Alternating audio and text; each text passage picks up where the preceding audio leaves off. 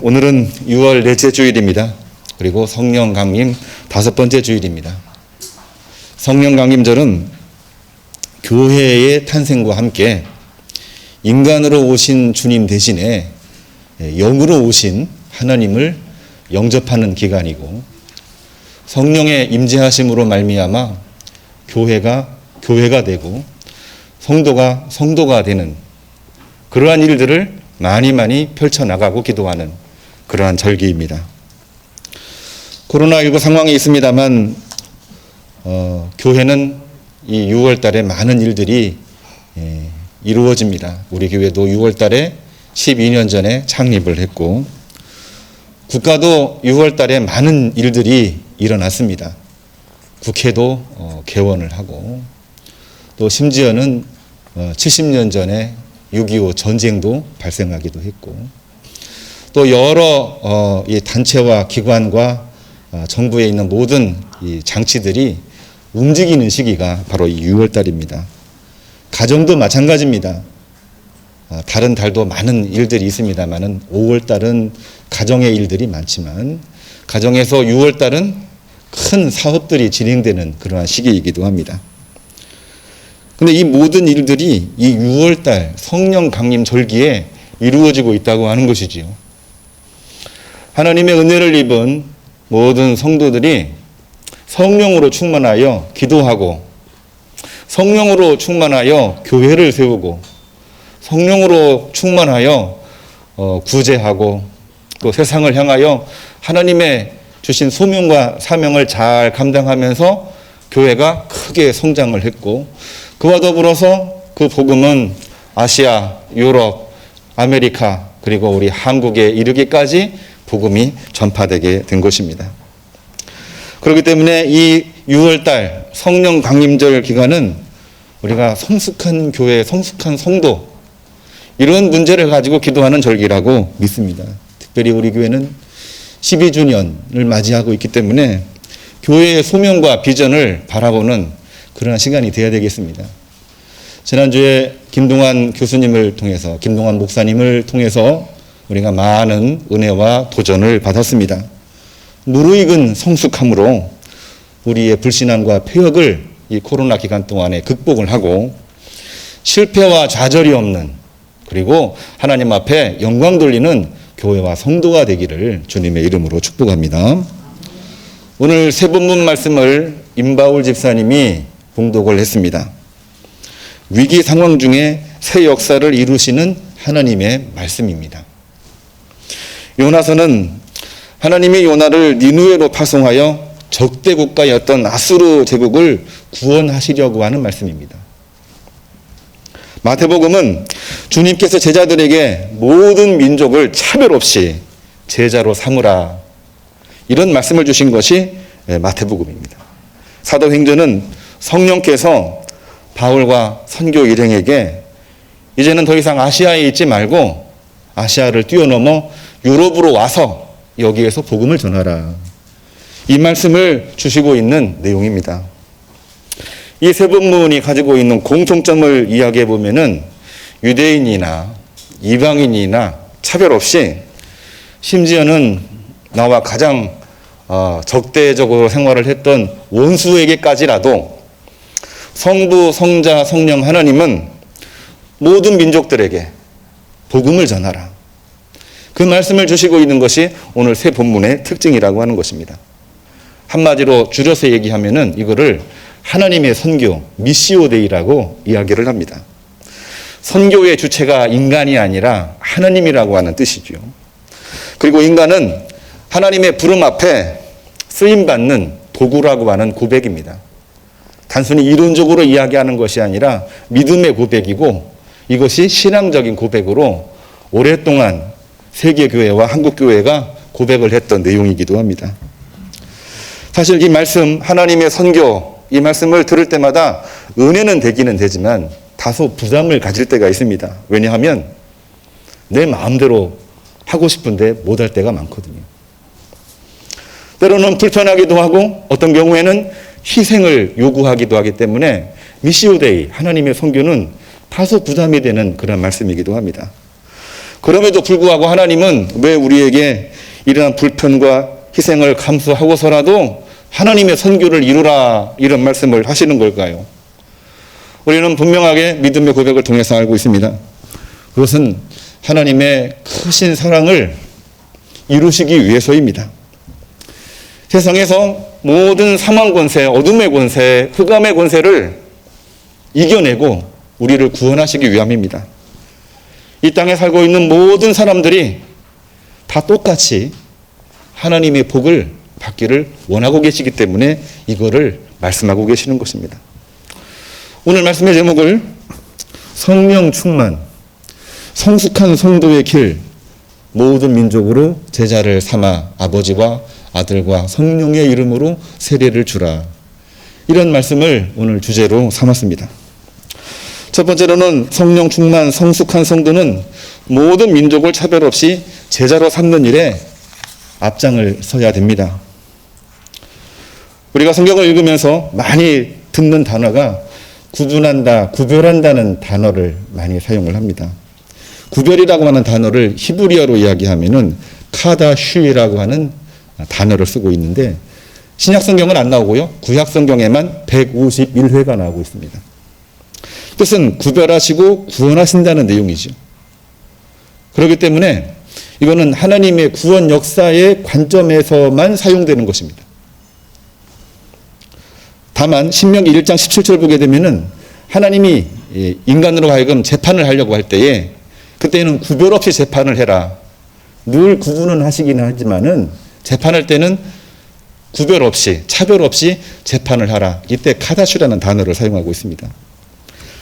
구별과 비슷하지만 다른 의미로 쓰이고 있는 차별이라고 하는 단어, 이거는 구약 성경에는 나와 있지를 않아요.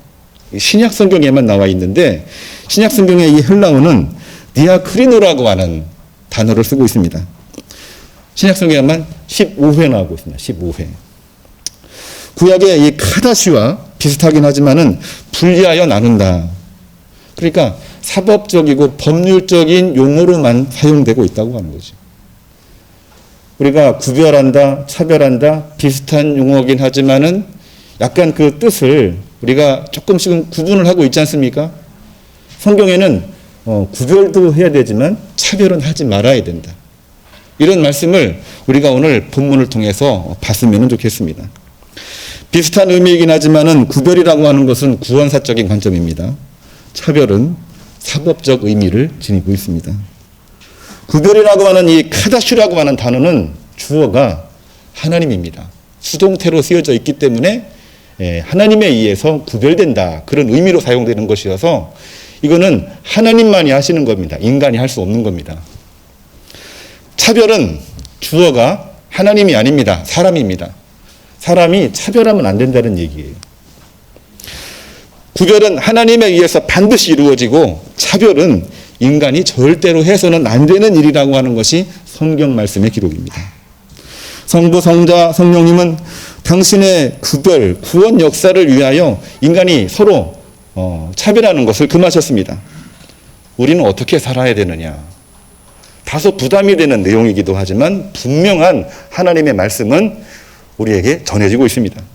우리는 믿음으로 구별된 삶을 살아야 되고 하나님의 선교에 있어서는 차별 없이 감당해야 된다는 얘기죠. 부담스럽습니다만은 나 스스로에게는 구별된 삶을 살아야 됩니다. 타인에게는 사랑의 복음으로 언제든지 다가갈 수 있어야 되는 것입니다. 요나는 니느웨 백성들에게 복음 전하는 것을 반대했습니다. 그러나 하나님은 요나를 니느웨 백성들에게 그들의 구원을 위하여 적대 국가인 아수르의 선교사로 파송을 하십니다. 요나도 하나님의 선지자고 하나님의 백성인데 하나님과 생각이 달랐던 거죠. 신약 성경 오늘 본문에 나와 있는 유대계 크리스찬들은 이방인들에게는 복음 전하는 것에 대해서 굉장히 고민을 했어요. 이방인들에게는 복음을 전해도 복음이 들어가지도 않을 뿐더러 성령께서도 역사하지 않기 때문에 방언도 하지 못할 것이다. 그런 마음들을 가지고 있습니다만은 예수님께서는 승천하시기 전에 분명하게 지상명령을 내리십니다. 뭐라고 말씀하시느냐? 너희는 모든 민족을 차별 말고 그들을 제자로 삼아 세례를 주라. 유대인도 포함되고 이방인도 포함되고 심지어는 죄 많다고 하는 사마리아인까지 다 포함을 해서 그들에게도 세례를 주고 그들에게도 제자를 삼으라, 이런 말씀을 주시고 있는 것이죠. 바울이 2차 선교 여행을 하는 도중에 2차 선교는 1차 선교했던 곳을 다시 가는 곳입니다. 그곳을 집중적으로 선교하겠다는 겁니다. 주로 오늘날 터키라고 하는 지역인데요. 거기서 복음을 전하다가 이제는 선교를 다 했으니까 예루살렘으로 가야 되겠다. 이유가 뭐냐면 시간도 많이 흘렀는데 열매가 없는 거예요. 복음이 잘 전해지지가 않는 겁니다. 고민하던 차에 하나님께서 성령을 통하여 이 바울에게 하시는 말씀이 거기 있지 말고 이곳 마게도냐로 오라는 얘기입니다. 마게도냐로 와서 복음을 전하라는 얘기예요. 마게도냐로 와서 나를 도우라, 나를 도우라. 그 말에 사도 바울이 아멘으로 화답을 하고 드로아를 지나 또 네가폴리를 지나서 빌립보라는 곳으로 이르러 유럽의 첫 번째 선교가 이루어지는 것이 오늘 말씀의 내용입니다. 우리 한번 잘 보시기를 바랍니다. 똑같이 성경 말씀이고 똑같이 하나님의 역사를 이루고 있는데요. 여기 보면은 사람의 생각과 하나님의 생각이 아주 철저하게 구분된 것을 볼 수가 있습니다. 요나는 자기 기준으로 구별하고 차별하고 분리를 하는데 열심을 냅니다. 저 니느웨 백성들, 저 아수르 국가는 북이스라엘을 패망시킨 그런 국가이고 우상숭배가 많고 가증한 일이 많고 저들에게는 구원받을 만한 일들이 전혀 없는 곳인데 하나님 왜 나보고 그곳에 가서 복음을 전하라고 하십니까? 이런 말씀을 하고 있는 것은 요나가 아무리 선지자라고 하더라도 인간적인 마음에 그런 마음이 들 수밖에 없는 것입니다. 그러나 하나님은 당신의 구원 역사를 위해서 그들을 차별하지 않으셨습니다. 아니다. 저 니느웨 아수르 제국에게 가서 그들에게 복음을 전하라, 이런 말씀을 주시고 있는 것입니다. 성령 충만하고 성숙한 성도는 하나님의 구원 역사 앞에 구별된 삶을 살아야 되지만 그 어떠한 인간을, 그 어떠한 사람을, 그 어떠한 이 상황을 차별해서는 안 되는 것입니다. 마태복음 19장 30절에 우리가 잘 알고 있는 말씀, 먼저 된 자가 나중되고 나중된 자로서 먼저 될 자가 많으리라는 그 말씀처럼 우리는 기존 신자와 초신자를 구분하기는 하지만 차별하지 않습니다. 로마서 3장 28절에 나와 있는 말씀처럼 의인은 율법의 행위에 있지 아니하고 믿음으로 되는 줄을 우리가 알고 있기 때문에 우리는 의인과 죄인을 나름대로 구분을 하기는 합니다. 사람이니까 다 판단을 하고 있는 거죠. 그러나 차별하지는 않습니다. 엄밀히 보면은 내가 의인인 것처럼 보이고 다른 사람은 그렇게 안 보인다고 할지라도 따지고 보면은 내가 더 큰 죄인인 것이고 하나님 앞에서 보게 되면은 다 똑같은 죄인에 불과한 것입니다. 왜냐하면은 우리는 마지막 때 하나님께서 최종적으로 심판을 하시기 때문에 아직도 죄인이고 부족하고 문제가 있는 모든 사람들은 죄인이고 불가능한 사람들이 아니라 여전히 지금도 하나님의 구원 대상자이라고 하는 것을 이 성경 말씀은 분명하게 오늘 얘기해 주고 있는 겁니다. 요나서, 마태복음, 사도행전 동일하게 말하고 있는 것입니다. 성도 여러분, 이것이 오늘 우리에게 주시는 하나님의 말씀입니다. 하나님의 인간을 향한 영원한 사랑의 말씀이고 위대한 명령, The Great Commission, 위대한 명령을 오늘 말씀으로 보고 있는 것입니다.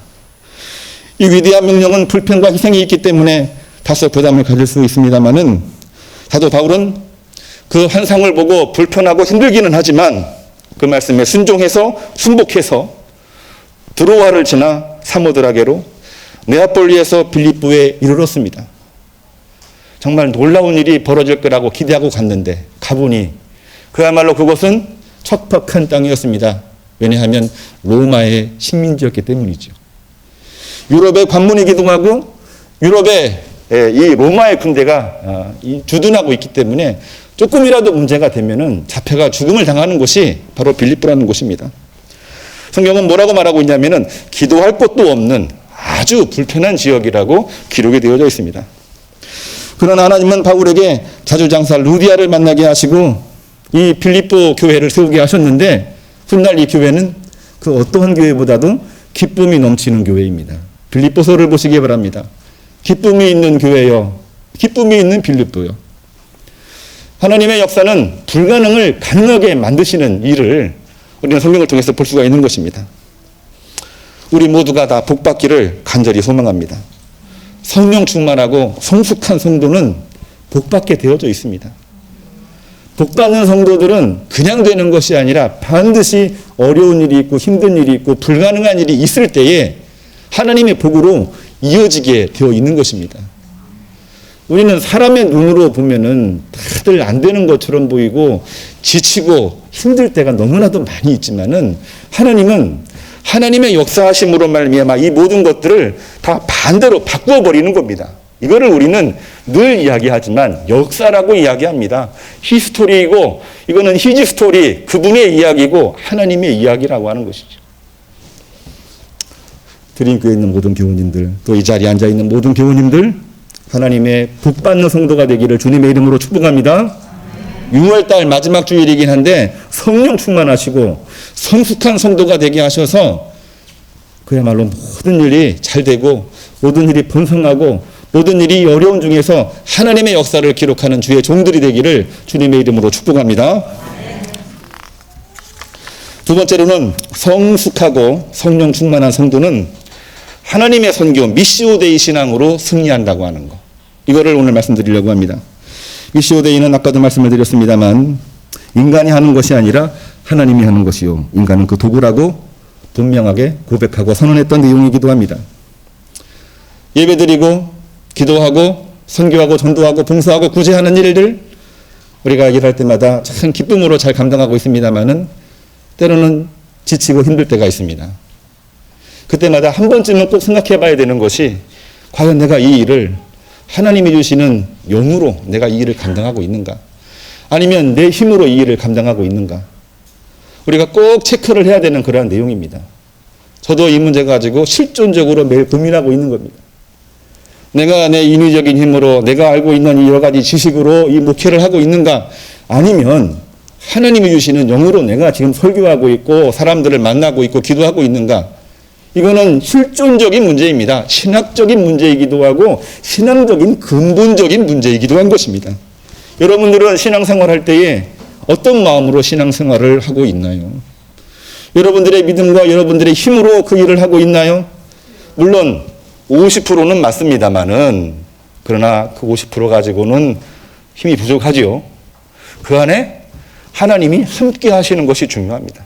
그 안에 하나님이 주권자가 되는 것이 중요합니다. 내가 하는 것처럼 보이지만 일을 하면 할수록 힘이 생길 때에 하나님이 힘을 부어주시는 것입니다. 그걸 우리는 체험의 신앙이라고 이야기를 합니다. 처음에 믿음을 가진 사람들은 공부를 하고 기도하다 보니까 말씀에 깨달음이 있어요. 기도하다 보니까 막 힘이 생깁니다. 처음엔 그것이 성령님의 힘인 줄 알았는데 시간 지나고 보니까 아, 나에게도 힘이 있네? 자기 힘으로 스스로 이해하고 판단하기 시작을 합니다. 그러나 그 순간부터 그 사람은 지치기 시작을 합니다. 그러나 그 순간부터 그 사람들은 시험에 들기 시작을 합니다. 그 순간부터 그분들은 정반대의 마음으로 바뀌기 시작을 합니다. 예배하고 기도하고 말씀 읽고 교제하고 떡을 떼고 하는 일들을 통하여 우리가 점점 믿음이 성숙한 단계로 가는 것은 성령으로 충만하지 않고서는 불가능한 일인데 성령으로 충만하게 되면 그분은 미시오 데이, 하나님의 선교 신앙으로 바뀌게 되는 것입니다. 하나님의 선교의 신앙은 다름이 아니라 어떤 일을 하든지 내 힘으로 아니라 하나님이 주권자가 돼서 그 일을 감당하는 것입니다. 오늘 본문으로 들어가 봅니다. 요나가 니느웨 백성들에게 복음을 전할 때에 기쁨으로 전했을까요? 기쁨으로 전하지를 못합니다. 물고기 뱃속에 들어갔다 나온 것도 사실은 억지로 갔다 온 것이고요. 하나님이 가라고 하니까 안 갈 수 없어서 니느웨로 갔는데 그것도 사실은 자기 뜻이 아니었어요. 복음을 전하라고 했는데 하나님의 명령이니까 그 말씀을 순종하기는 했지만은 자기 뜻이 아니었어요. 그러다 보니까 같은 말을 한다고 하더라도 축복과 은혜의 말씀이 아니라 저주와 심판의 말씀으로 니느웨 백성들에게 복음을 증거합니다. 오늘 성경에 기록된 내용이에요. 잘 보시기를 바랍니다. 그런데 하나님은 이러한 일들 앞에 니느웨 백성들이 회개하고 특별히 니느웨의 왕이 회개하고 정말 회개하는 그 역사가 성경에 기록이 되어져 있습니다. 사람의 생각과 하나님의 생각이 반드시 구분되는 내용이죠. 사도행전 9장 31절을 보게 되면은 유대계 크리스찬들은 사마리아인이나 이방인들은 말씀 받지도 못하고 성령도 받지 못할 거라고 생각을 했지만 하나님은 그들에게도 성령 충만하기도 하고 방언도 하기도 하고 그들을 통해서 이방인 교회가 든든하게 서갈 수 있도록 만들어 주셨습니다. 처음에 교회는 예루살렘 교회였는데요. 그 뒤에 세워진 교회가 안디옥 교회고 에베소 교회입니다. 처음에는 예루살렘 교회가 가장 컸지요. 그런데 예루살렘 교회는 박해를 당하고 흩어지고 쭈그러지고 거의 없어질 지경이었는데 시간이 흘러서 안디옥 교회는 더 커지는 교회가 되었습니다. 에베소 교회는 소아시아 지역의 가장 처음 교회고 가장 큰 교회가 됐어요. 장자 교회가 된 겁니다. 처음 교회는 그야말로 쭈그러들고 나중된 교회는 엄청나게 커진 경우죠. 예루살렘 교회는 유대계 크리스찬들이 많이 있는 그러한 교회인데 오히려 쭈그러들고 안디옥 교회나 에베소 교회는 이방인들이 많이 모이는 교회인데 더 커지게 된 것입니다. 우리 생각으로는 안 될 거라고 생각을 했지만 하나님은 그거를 다 바꾸어 놓으신다라고 하는 사실을 우리는 분명하게 기억을 해야 되는 거죠. 자, 잘 봐야 됩니다. 그 다음에 바울도 마찬가지입니다. 유럽의 첫 선교지였던 빌립보에서 복음을 전하다가 체포, 투옥, 구금, 고문을 받습니다. 너무나도 힘들고 너무나도 억울하고 그리고 신앙적으로도 시험 듭니다. 내가 복음 전하러 왔는데 옥에 갇혀서 이러한 고문을 당하다니 하나님 계신 겁니까? 그런 마음이 드는 순간에도 하나님을 향하여 찬양하고 하나님을 향하여 영광을 돌리고 찬송을 불렀더니 옥문이 열리고 간수가 주님을 영접하고 간수가 그의 가족까지도 구원받게 되는 역사가 이 성경에 기록되고 있다는 사실이죠. 심지어는 데살로니가 교회로 이제 갑니다. 빌립보에서. 근데 데살로니가 교회는 가자마자 보름 만에 쫓겨납니다. 보름 만에. 2주 만에 쫓겨나는 겁니다. 2주 만에. 야, 데살로니가 교회는 선교에 실패했다. 쫓겨났으니까요. 그런데 훗날 이 데살로니가 교회가 가장 훌륭하고 가장 모범적인 그러한 교회로 등극을 하게 됩니다. 오히려 예루살렘 교회의 구제를 위해서 헌금하는 일에 데살로니가 교회가 제일 먼저 앞장서는 교회가 되기도 했습니다. 바울이 예루살렘에서 체포되어 로마로 압송당할 때 하나님의 선교는 끝이라고 생각을 했습니다. 끝이라고 하지만 나는 예루살렘으로 가야 된다라고 해서 예루살렘으로 갔고 가자마자 체포되었고 재판을 받고 로마로 압송되었을 때에 이제는 끝이구나 생각을 했는데요. 성경 말씀을 보게 되면은 그것이 끝이 아니었습니다. 로마로 압송하는 도중에 베스도 총독, 벨리스 총독, 지역을 통과할 때마다 관할 로마 총독부가 있고 총독이 있는데 그 사람이 바울을 볼 때마다 처음에는 죄인 취급하다가 결국에는 그들이 예수님을 영접하는 사건이 기록이 되어져 있습니다. 멜리테 섬의 추장, 그리고 아그리빠 왕, 그리고 로마 땅까지로 복음이 증거되는 역사가 이 로마로 압송되는 그 과정을 통해서도 복음이 전해지게 된 것을 이 성경은 기록을 하고 있고 그 내용이 바로 사도행전입니다. 인간이 전도하는 것처럼 보이고 실패한 것처럼 보이기도 하지만은 하나님은 바울과 그 일행이 가는 곳곳마다 놀라운 역사를 기록하고 있는 것입니다. 왜 그렇습니까? 선교의 주체가 우리도 지금 그런 생각을 할 수가 있는데 인간이 아니고 하나님이시기 때문에 그런 것입니다. 우리도 늘 겉에 보이는 일들은 안 되는 것처럼 보이고 실패하는 것처럼 보이고 과연 될까라는 마음들을 늘 가지고 있지만은 하나님은 그러는 중에도 하나님의 역사를 이루셔서 하나님의 교회를 이루셨고 하나님의 성도를 만드셨고 하나님의 놀라운 구원의 역사 그리고 선교의 역사 번창 생육하는 역사를 하나님께서는 만드셨더라고 하는 것입니다. 성부 성자 성령의 하나님을 나의 주인이시요 나의 주권자로 인정하는 성도가 역사의 주인공이 되고 바로 그러한 사람이 복을 누리게끔 되어져 있습니다. 바로 미시오 데이의 신앙인 것입니다. 그러한 성도는 아무리 피곤해도 지치지를 않습니다. 왜냐하면 내가 이러는 것처럼 보이지만 하나님이 함께 일하시기 때문입니다. 시편 22편 25절 이하를 보게 되면 시편 기자가 이렇게 고백을 하고 있습니다. 큰 회중 가운데에서 나의 찬송은 주께로부터 온 것이니 주를 경외하는 자 앞에서 나의 소원을 갚으리라. 시편 기자가 누구입니까? 다윗 아니면 다윗과 비슷하게 고통을 당하는 중에도 하나님을 바라봤던 믿음의 고백자들입니다. 그 어렵고 힘든 그러한 가운데에서도 나의 찬송은 내가 나오는 것이 아니라 주님으로부터 온 것이니 주를 경외할 때에 나의 소원을 누가 갚으리라? 여호와 하나님이 갚으리라. 시편 기자의 고백을 이 성경은 분명하게 기록을 하고 있는 것입니다.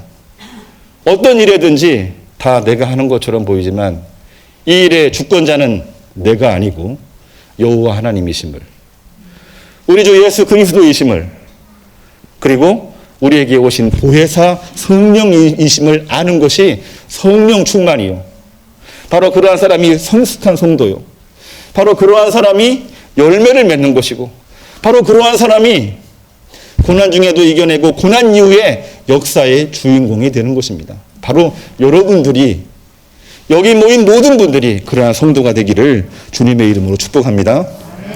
전도하고 선교라고 하는 거 교회의 소명이고 사명입니다만은 전도지를 들고 나가는 것만이 결코 전도가 아닙니다. 물론 그것도 전도지요. 그러나 가장 멋있고 힘이 있는 전도와 선교는 뭐냐면 내가 하나님 앞에서 성령 충만하고 모든 만민 앞에서 성숙한 성도로 살아가는 그것이 최고의 전도입니다. 나오지 말라고 해도 나오게끔 되어져 있는 거예요. 내가 어려운 중에도 본을 보이고 힘든 중에도 내가 헌신하고 봉사할 때에 하나님이 함께 하시고 사람이 붙는 겁니다.